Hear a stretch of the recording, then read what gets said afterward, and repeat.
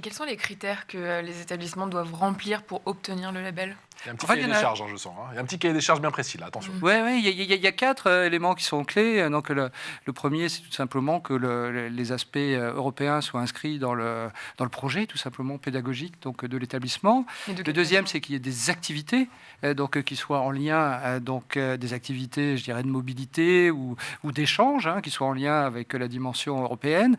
Le troisième, c'est qu'il y ait une évaluation de ce qui a déjà été fait. C'est important aussi aujourd'hui, surtout cette année, puisque, comme vous l'avez dit dans la présentation, le label va atteindre ses 5 ans. Donc, pour la première fois, on va renouveler ou non.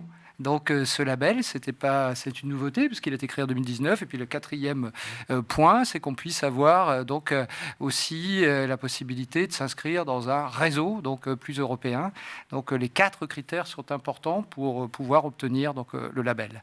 Après, pour faire simple, c'est d'abord le label d'une mobilisation pro-européenne, mobilisation pro-européenne. Aussi bien pour les établissements publics que privés ? Oui, pour les privés sous contrat et puis aussi pour les établissements du ministère de l'Agriculture. Ils sont nombreux à être aussi intéressés à avoir ce label. Et tout le monde finalement s'y retrouve, que ce soit les enseignants, parce que c'est aussi la reconnaissance de leur travail, le chef d'établissement aussi, parce que c'est la reconnaissance de son engagement en faveur de l'Europe, puis les parents. Et puis, les plus importants, les élèves.